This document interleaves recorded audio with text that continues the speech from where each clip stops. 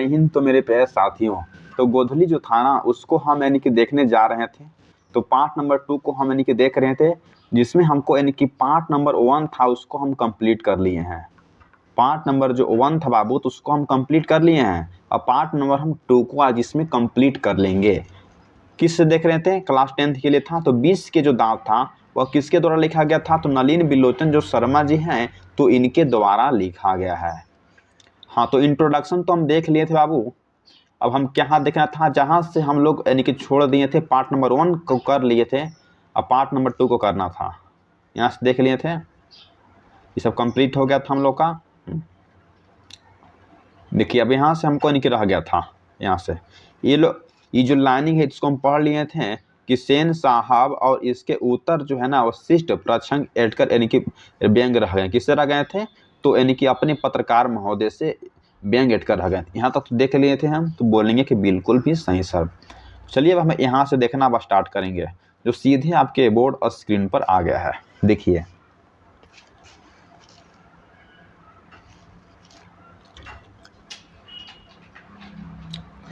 तभी बाहर से शोरगुल सुनकर सेन साहब, देखिए तभी बाहर से शोरगुल सुनकर सेन साहब उठने लगे, तो उनके मित्रों ने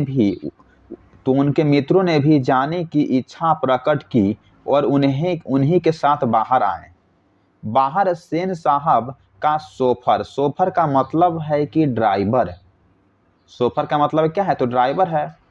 जैसे ही सब अपना एक जो ड्राइंग रूम था तो उसमें सब अपना मीटिंग कर रहे थे कि तुम्हारा बेटा है चल के क्या बनेगा, तुम्हारा क्या बनेगा, सब ऐसा ही अपने मीटिंग कर रहे थे।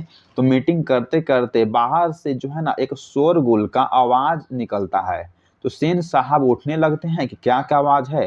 तो उनके मित्रों ने भी उनको जानने की इच्छा प्रकट की, क्या चीज का आवाज हुआ। तो उन्हीं के साथ जब बाहर आए तो सेन साहब का शोफर का मतलब है कि सेन साहब का ड्राइवर और एक औरत से उलझ रहा था। जो सेन साहब का एक जो ड्राइवर था ना, किससे लड़ रहा था? तो एक औरत से वह लड़ रहा था, उलझ रहा था। औरत के पास एक 5-6 साल का बच्चा खड़ा था। बताया गया है कि जो एक औरत थी ना, तो उसके पास एक 5 से 6 साल का बच्चा खड़ा था, जिसे वह रोकने की कोशिश कर रही थी, क्योंकि बच्चा बार बार सोफर की ओर झपटता था। जो बच्चा जो था ना वह लगातार कहाँ आ रहा था? तो जो ड्राइवर की ओर यानी कि झपट रहा था, आ रहा था। सेन साहब को देखकर औरत सहम गई। सेन साहब को जब औरत देखी ना तो वह सहम गई, चुप हो गई। सोफर ड्राइवर ने बोला। ड्राइवर ने साहब की ओर बढ़कर अदब के साथ कहा कि देखिए साहब जी, मदन गाड़ी को छू रहा था। इसमें जो 5 से 6 साल का जो लड़का था उसका क्या नाम था? तो मदन नाम था, जो एक मिडिल फैमिली से बिलोंग करता था। अभी जो सेन साहब था ना वो हाई फैमिली से बिलोंग करता था। वहीं कहा गया है कि देखिए जो ड्राइवर जो है वह सेन साहब के पास आकर बोलता है कि देखिए साहब जी, मदन जो है ना वह गाड़ी को छू रहा था, गाड़ी गंदी हो जाती तो मैंने माना किया, तो लगा कहने जा जा, मैंने उसे पकड़कर अलग कर दिया। इस पर मुझको मारने दौड़ा। तो मदन इस पर मुझको मारने दौड़ा। अब उसकी माँ भी आखिर खामखाम मुझे ही उलझ रही है, मुझे ही डांट रही है। मदन की माँ कुछ कहना चाहती थी, लेकिन सेन साहब के सटे होठों को देखकर चुप रह गई। सेन साहब ने बड़े संयत कठोर स्वर में कहा। सेन साहब ने बहुत ऊंची आवाज में कहा। क्या कहा? मदन की माँ, मदन को ले जाओ और देखना फिर वो ऐसी हरकत ना करे। मदन, इतना सेन साहब कस के आवाज में बोलते हैं कि मदन की माँ, मदन को ले जाओ और देखना वह फिर ऐसी हरकत ना करे मदन, इतना बोलते हैं। फिर उसके बाद देखिए, हाँ, मदन की माँ अपने बच्चों के बाएं घुटने से निकलते हुए खून को पोंछती हुई चली गई। जो ड्राइवर था ना, तो मदन को टेल दिया था, तो उसके घुटने जो था बाएं वो फूट गया था, जिससे खून निकल रही थी। तो मदन की जो माँ है तो उसके घुटने से जो निकलते हुए खून को पोंछती हुई चली गई। ड्राइवर ने शायद धकेल दिया था, वह गिर गया था मदन बेचारे, लेकिन एक मामूली किराने के बेटे को सेन साहब के ड्राइवर ने धक्का दे दिया और उसे चोट आ गई। तो आखिर ऐसी कौन सी बात हो गई? ठीक इस पर वक्त मोटर के पीछे खटपट की आवाज सुनकर सेन साहब लपके। शोफर का मतलब होता है कि ड्राइवर भी दौड़ा और लोग सीढ़ियों से उतरकर अपनी अपनी गाड़ियों की ओर चले। सभी ने देखा कि सेन साहब का खोखा गोद में लेकर उसकी फुल्की हल्की मुस्कुराहट के साथ डांट रहे हैं और मोटर की पिछली बत्ती का लाल शीशा चकनाचूर हो गया। देखिए, जब मदन उसको गाड़ी के पीछे जब उसको टच कर रहा था तो जो ड्राइवर था उसको ढकेल दिया, और जब उसका बेटा जो सेन साहब का बेटा जो खोखा था ना, वह क्या किया था, तो वह अपने गाड़ियों को शीशा जो था ना उसको चकनाचूर कर दिया और जो टायर का जो हवा था उसको भी निकाल दिया। तो सेन साहब जो थे ना वह मुस्कुराहट के साथ डांट रहे हैं अपने बेटे को, और मोटर की पिछली जो बत्ती का लाल शीशा भी तोड़ दिया था। सेन साहब ने मित्रों के संबोधित करते हुए कहा, जो सेन साहब थे तो अपने मित्रों से कहते हैं, क्या कहते हैं देखिए। देखिए यहां से, देखो आप, हाँ देखा आप लोग ने, बड़ा शरारती हो गया है कासू। सेन साहब बोल रहे हैं, अब अपना बेटा को किस तरह से बोलते हैं देखिए, कि देखा आप लोगों ने, बड़ा शरारती हो गया है कासू, मोटर के पीछे हरदम पड़ा रहता है। उसके कल पुर्जों में इसकी अभी से इतनी दिलचस्पी है कि क्या बताऊं। शायद देखना चाह रहा था कि आखिर इस बत्ती के अंदर है क्या। सेन साहब खोखा को जमीन पर रखकर अपने दोस्तों के साथ उनकी कार की ओर चले। उन्होंने अपने मित्रों की भाव भंगिमा में देखी नहीं। देखते भी तो कुछ समझ पाते।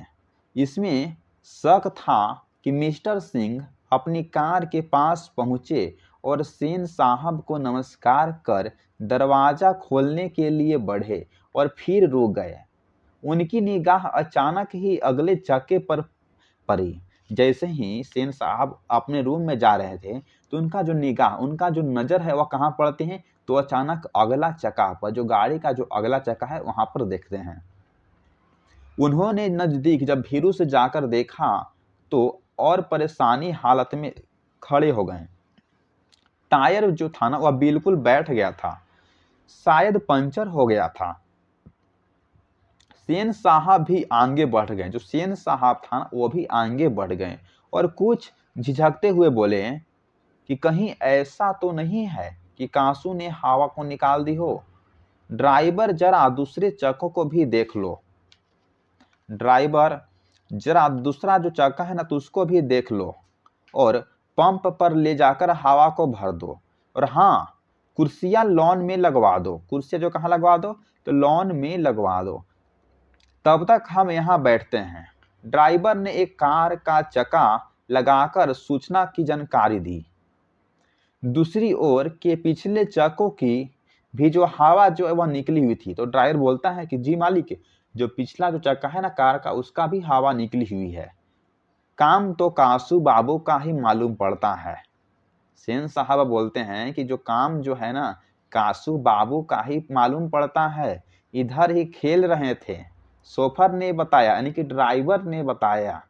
ड्राइवर ने क्या बताया कि इधर ही खेल रहे थे, शोफर ने बताया, और पंप लाने चला गया। शोफर इतना बताता है कि हाँ कासू बाबू का काम ऐसा है, वह इधर ही कभी खेल रहे थे। अब इतना कहकर जो ड्राइवर था वह पंप यानी कि हवा लाने के लिए चला गया।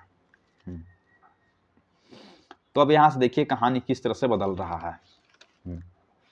मुखर्जी साहब की गाड़ी सकुशल थी, यानी कि अच्छा थी, और वह अपने पत्रकार महोदय के परिवार के साथ चलते बने। जो सेन साहब के जो दोस्त थे उनका क्या नाम था, तो बोलेंगे कि सर उनका नाम मुखर्जी साहब था। तो उनकी जो गाड़ी था वह कुशल था, सकुशल यानी कि अच्छा था। तो अपने पत्रकार महोदय के परिवार जो था उनके साथ वह चल जाते हैं। सेन साहब और मिस्टर सिंह लॉन की कुर्सियां पर बैठकर बातें कर रहे हैं। बातों के सिलसिले में ही सेन साहब ने बतलाया कि कासू ने इधर चाकों से हवा निकालने की हिम्मत जान ली थी और मौका मिलते ही शरारत का गुजरता था। उनका अपना ख्याल था। उसकी इन हरकतों को देखकर तो यह साफ मालूम होता था कि इंजीनियरिंग में उसकी दिलचस्पी है। इसी पंप नहीं क्या है तो बोला है कि इसी पंप नहीं हो गया और मिस्टर की तरह दूसरी बेमतलब की बातें होती रही जब तक कि चकों के सीख जो है ना वह रुखस्त नहीं हो गए। सेन साहब देखिए, सेन साहब अंदर लौटे तो बेरा को मदन के पिता गिरधर लाल को उनकी फैक्ट्री में किरानी के था। बताया गया है कि जो सेन साहब जो था ना, तो सेन साहब का फैक्ट्री में कौन काम करता था, तो मदन के पिताजी। तो अगर आपसे बोल देगा कि मदन के पिता का क्या नाम है, तो बोलना है कि गिरधर लाल नाम है। मदन के जो पिता है तो उसका क्या नाम है, तो गिरधर लाल नाम है। गिरधर लाल किसकी फैक्ट्री में काम करता था, तो सेन साहब की फैक्ट्री जो था ना उसमें वह काम करता था। किसके रूप में, तो किरानी यानी कि कलर के रूप में वह काम करता था। चलिए यहाँ तक हो गया था।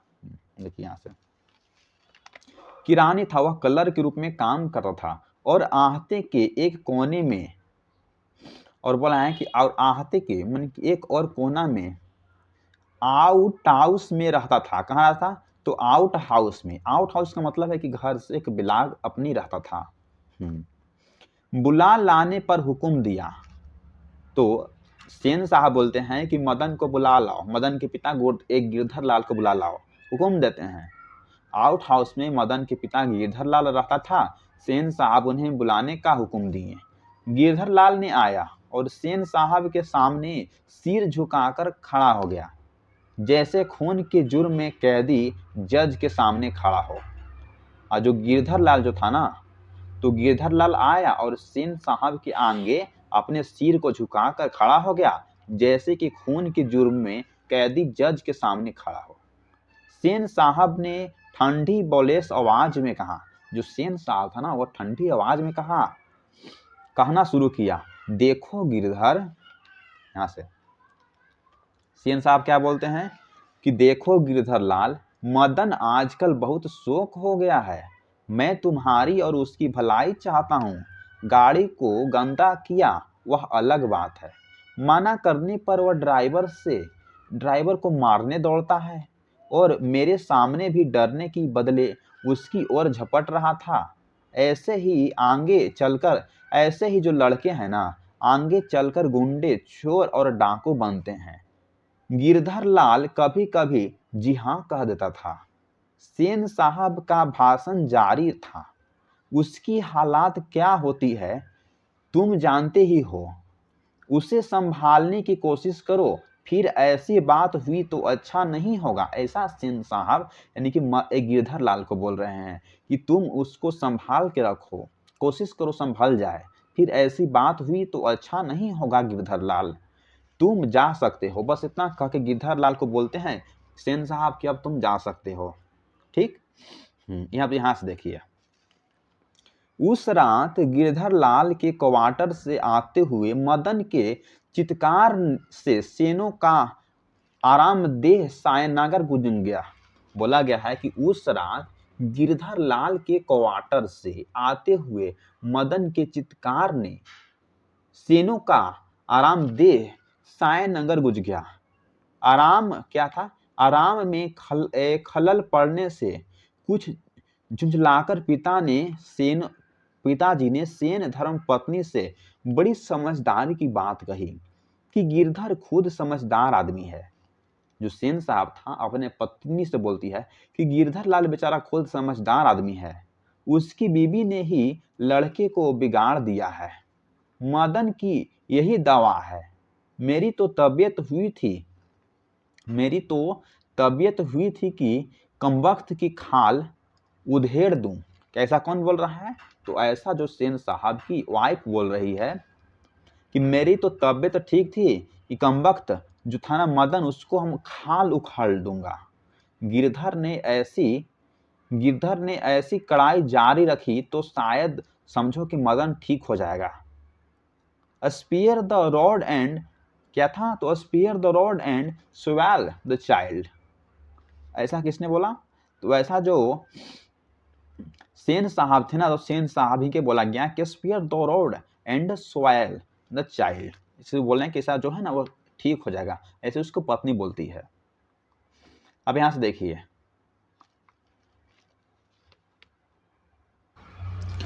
तो चलिए देखते हैं। अब यहाँ से देखना हम लोग स्टार्ट करते हैं बाबू। माता सेन की नींद उचट गई है। माता बोल रही है कि सेन की जो नींद जो है ना उचट गई है। उन्हें मदन की कातर चिल्लाहट से ज्यादा अपने पति की बकब पर क्या है खींच आ रही थी। ऐसा बोल रही हैं सेन साहब की पत्नी कि उन्हें मदन की कातर चिल्चिलाहट से ज्यादा अपने पति की बकबक पर उन्हें झींक आ रही थी। लेकिन उन्होंने भी अपनी खीज जो खीज था ना, खीस में समझिए, अपने खीस मदन पर ही उतारी। कमबख्त कैसा कौवे की तरह चिल्ला रहा है। अरे एक तरफ जो मदन था ना तो उसके बगल में ही था। ऐसा समझिए कि झोपड़ी, ऐसा एक मकान किसका था, तो ऐसा समझिए मकान सेन साहब का था, इसके बगल में एक झोपड़ी था, किसका था, तो मदन का था। तो वही जो बोल रही है उसका औरत मदन के किसका, तो सेन साहब की औरत। जब मदन घर में कुछ काम से अपना चिल्ला रहा होगा तो ऐसे ही बोल रही है कि लेकिन उन्होंने भी अपने खीज मदन पर ही उतार दी।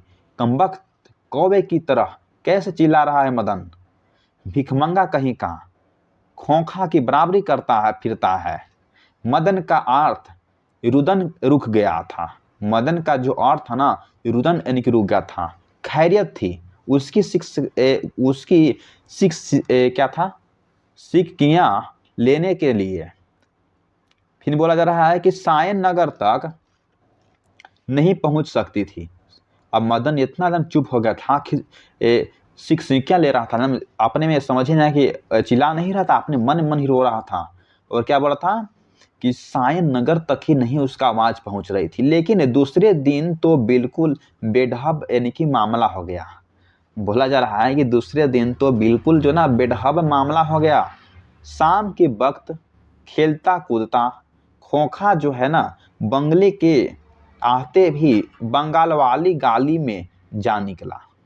बोला जा रहा है कि शाम की जो वक्त था, खेलता खुलता खोखा जो था ना बंगले के आते की जो बगल वाली जो गली थी उसमें जा निकला। और वहां धूल मट्टी में मदन जो था अपने पड़ोसी दोस्तों के साथ क्या कर रहा था, अपने पड़ोसियों के साथ आवारा था ना, अपने पड़ोसियों के साथ आवारा गर्द छोकरों के साथ लट्टू नचा रहा था मदन। तो खोखा ने देखा तो उसकी तबीयत मचल गई। तो खोखा जब देखा कि मदन जो है ना वह लट्टू नचा रहा है तो उसकी जो तबीयत जो है ना वह मचल गई। हंस कौवा की जमात में शामिल होने के लिए ललक गया। इस लाइन को आप जो है ना अपने कॉपी में नोट कर लीजिए।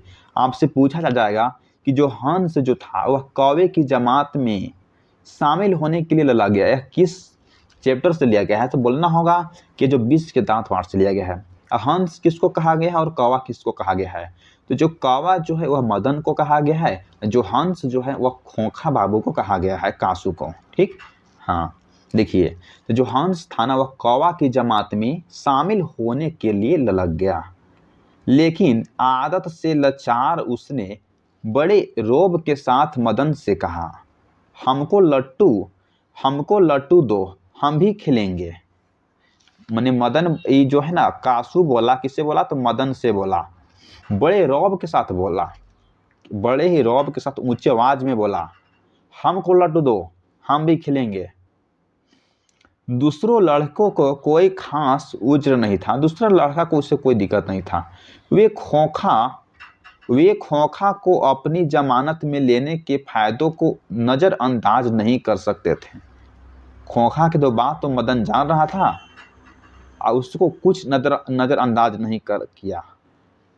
वे जो खोखा को अपनी जमात में जो ना वह शामिल होने के लिए फायदों को नजरअंदाज नहीं कर सकते थे, पर उनके अपमानित प्राताड़ित लीडर मदन को यह बात पर मंजूर हो सकता था। उसने छूटते ही जवाब दिया। जब मदन जो था वह खेल में से निकला तो इसे सीधे जवाब दे रहा है। क्या दे रहा है, देखिए, अबे भाग जा यहां से, बड़ा आया है लट्टू खेलने वाला, है भी लट्टू तेरे, जा अपने बाबा की मोटर पर बैठ। इतना बोलता है मदन कि जा अपने बाबा की मोटर पर बैठ। कांसू तैश में आ गया, पूरा क्रोध में आ गया। वह इसी उम्र में नौकरी पर अपनी बहनों पर हाथ चला देता था। कांसू जो था ना, तो अपने इसी ही उम्र में अपने नौकरों पर कभी हाथ चला दिया, तो कभी अपने बड़े बहनों पर भी हाथ चला दिया। और क्या मजाल कि उसने कोई कुछ कह दे और उसके आवाज देखा ना ताव मदन को एक घूंसा रसीद कर दिया। मदन को जो था ना एक घूंसा मार दिया। कौन? तो इनकी कांसू मार दिया था। चोर गुंडा डाकू होने वाला मदन भी कम, बोला जा रहा है कि मदन भी कब मानने वाला था। मदन भी जो था वह कब मानने वाला था। वह झट कांसू पर टूट पड़ा। दूसरे लड़कों जरा हटकर इस द्वंद्व युद्ध का मजा लेने लगे। दूसरा तीसरा जो लड़के था ना वह युद्ध का मजा लेने लगे। लेकिन यह लड़ाई हड्डी और मांस की बंगले की पीले और गली के कुत्ते की लड़ाई थी। यह जो लड़ाई थी किसकी लड़ाई थी? तो यह लड़ाई हड्डी और मांस की बंगले के पीले और गली के कुत्ते की लड़ाई थी। आहत में यह लड़ाई हुई रहती तो कांसू, बोले कि आहत में उसके घर में अगर लड़ाई हुआ रहता तो कांसू जो है ना वह शोर हो जाता। वहां से तो 1 मिनट बाद ही रोता हुआ जान लेकर भाग निकला कांसू। महल और झोपड़ी वालों की लड़ाई में अक्सर महल वाले ही जीतते हैं। ऐसा बताया गया है कि महल और झोपड़ी वालों की जो लड़ाई होती है तो उसमें अक्सर महल वाले ही जीत जाते हैं। पर उसी हालात में जब दूसरे झोपड़ी वालों उनकी मदद अपने ही खिलाफ करते हैं, लेकिन बच्चों को इतनी अकल कहाँ है। उन्होंने न तो अपने दुर्दमनीय लीडर की मदद की, न अपने माता पिता मालिक के लाडले की। हाँ, लड़ाई खत्म हो जाने पर तुरंत ही सहमत हुए, तीतर बीतर हो गए, यानी कि सब इधर उधर अपना घर चले गए। मदन जो था घर नहीं लौटा, लेकिन जाता ही कहाँ। मदन जो था ना घर लौटने के लिए सोच नहीं रहा था, लेकिन जाता तो भी कहाँ जाता। जब 8-9 रात बजा तो मदन इधर उधर भटकते हुए अपने घर जो है न फिरता है, पहुंच जाता है। फिर भूखी लगी। जब मदन का जब भूख लगता है तो गली के दरवाजे को आहिस्ता आहिस्ता धीरे धीरे वह घर में घुस जाता है। उसके लिए मार खाना जो था ना वह मामूली बात था। मदन को मार खाना मामूली बात था। क्यों? क्योंकि मदन को जो पिता उसको रोज डांटते थे और मारते थे। देखिए यहाँ से देखिए, डर था तो यही कि आज मार और डर तो यही था कि आज मार और दिनों से भी बुरी होगी। माने कि मदन सोच लिया था कि आज तो हम कांसू को मार दिए हैं, तो आज घर पर जाएंगे तो हमारे पिता गिरधरलाल बहुत मार मारेंगे। लेकिन उपाय ही क्या था। वह पहले तो रसोई घर में घुसा, माँ उस घर में नहीं थी। बगल के सोने वालों कमरे से बातचीत की आवाज आ रही थी। बगल की जो कमरा था ना उसमें से बगल की कमरे जो था सोने वाला उसमें से बातचीत की आवाज आ रही थी। उसने इत्मीनान के साथ भर पेट खाना खाया। कौन खाया? तो मदन जो है ना अपने इत्मीनान के साथ भर पेट से खाना खाया। फिर दरवाजों के पास जाकर अंदर की बातचीत सुनने की कोशिश करने लगा मदन। उसे बड़ा ताजुब हुआ। उसके बाबू गरज तरज नहीं कर रहे थे। उसके जो बाबूजी पिताजी थे ना मदन के, कौन थे? तो गिरधरलाल थे। तो कुछ गरज तरज नहीं कर रहे थे। उसकी अम्मा ने कोई बात पूछी। बोला जा रहा है कि मदन के जो माताजी थी तो उसके अम्मा ने कोई बात पूछी जिससे वह ठीक से सुन नहीं सका। तो उसके बाबू जो उसके पिताजी थे ना, उसके मदन के पिताजी गिरधरलाल, तो झलाकर कहा, अरे भाई बतलाया तो साहब ने सिर्फ यही कहा, आज से तुम्हारी कोई जरूरत नहीं है। कल से मकान छोड़ देना और अपनी तनख्वाहिश ऑफिस से ले लेना। जो मदन जो था उसको बेटा यानी कि सेन साहब के बेटा कांसू को मार दिया था। तो इसी के कारण जो सेन साहब था उसको हम मदन के पिताजी को क्या बोलता है कि अरे भाई, मानी जो सेन साहब अपने मदन कि जो पिताजी गिरधरलाल को बोला था कि सिर्फ यही कहा कि आज से तुम्हारी कोई ज़रूरत नहीं है। जो गिरधरलाल मदन यहाँ गिरधरलाल जो था ना, वह किसके यहाँ काम करता था? तो सेन साहब के यहाँ क्लर्क के रूप में काम करता था। तो वो बोलते हैं कि आज से तुम्हारी कोई ज़रूरत नहीं है, मकान को छोड़ दो, खाली कर दो और तनख्वाह इस ऑफिस से जाकर ले लो, ऐसा कह देते हैं। इसके बाद देखिए अभी क्या होता है। हाँ, इतना लाइन अभी हो जाएगा, टाइम है। देखिए, मदन के काम की कोई बात नहीं हो रही थी। मदन की जो काम की कोई बात नहीं हो रही थी, उसकी मदन के बोल है कि मदन के काम की कोई बात नहीं हो रही थी। उसकी सजा की तजवीज होती रहती तो सुनने की कोशिश भी करता हुआ वह दबे पांव बरामदे में खड़ी चरपाई की तरफ सोने के लिए चला गया। तो अंधेरे में उसका पैर जो था लोटा से लग गया। लोटे की ठन ठन की आवाज सुनकर गिरधरलाल बाहर निकल आए। मदन की अम्मा भी उसके साथ आई थी। तो मदन ने चौकर घूम और मार खाने की तैयारी में छाती से अपने हाथों से बांधकर खड़ा हो गया। जैसे ही मदन का जो पैर था वह लोटना गिर गया था, तो मदन ने सोचा कि आज तो बहुत पिटाऊंगा, बहुत मार खाऊंगा। सब सुनते ही उसका आवाज़ सुनकर जो गिरधरलाल बाहर निकल आया, मदन की अम्मा भी उसके साथ बाहर आ गई। मदन चौकर घूमा और जो मार खाने की तैयारी में आ गया था मदन, उसके जो पिताजी थे ना, तो अपने छाती को अपने हाथों से बांध कर खड़ा हो गए मदन। अब मदन के अक्सर पिता ने हाथों पर पीटता है और बहुत पीटने पर रोता भी था, मगर बहादुरी के साथ, मगर आज जो था वह बहादुरी के साथ गिरधर निष्ठुरता के साथ मदन की ओर बढ़ा। जो गिरधरलाल था वह बहुत एकदम निष्ठुरता के एकदम आराम से मदन के साथ बढ़ा। मदन ने अपने दांत भी खींच लिए, समझ गए कि आज मैं बहुत मार खाऊंगा। गिरधरलाल मदन के बिल्कुल पास आ गया। जो गिरधर था ना, मदन के पिताजी, तो मदन के बहुत पास आ गया कि अचानक वह ठिठक गया। मदन क्या हो गया? ठिठक गया। उसके चेहरे से नाराजगी का बादल हट गया। जो मदन के पिताजी थे गिरधरलाल, तो उसके चेहरे से जो नाराजगी का जो बादल था वो हट गया। उसने लपककर मदन को हाथों से उठा लिया और मदन का हक्का बक्का अपने पिता को देख रहा था। मदन जो था अपने पिता को हक्का बक्का देख रहा था। उसे याद नहीं उसके पिता ने कब उससे इस तरह के प्यार किया था। जो किसी अगर कभी किया होता तो गिरधर उसी बेपरवाही, उल्लास और गर्व के साथ बोल उठा के लिए नौकरी से भी निकाल जाने की मुमकिन हो सकता था।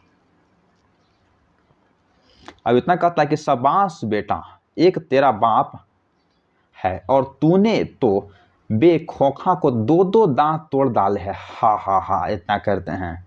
अब जो मदन का जो पिताजी था, तो मदन को जब मार खाने की बात आती है तो उसको मारते नहीं हैं, उसको अपने सीने से लगा लेते हैं। क्यों?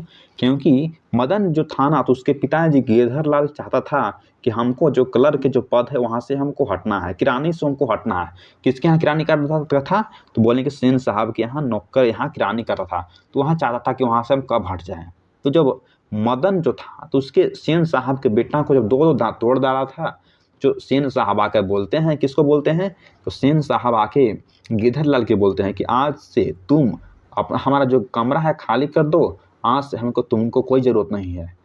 तो उसी के साथ बोलते हैं गिरधरलाल बोलता है कि शाबाश बेटा, एक तेरा बाप है और तूने तो खोखा के दो दो दांत तोड़ डाले हैं और हमें नौकरी से भी आराम से निकल गए हैं। तो हा हा हा, इस कहानी को आप जितना बढ़िया से पढ़े हैं, तो आपको जो पॉइंट्स जो हम बताए थे, स्टार मार्क्स लगवाए थे, उसको आप लिख लिए होंगे, तो आपके लिए बहुत जो है ना आपको अच्छा एक मार्क्स आएगा।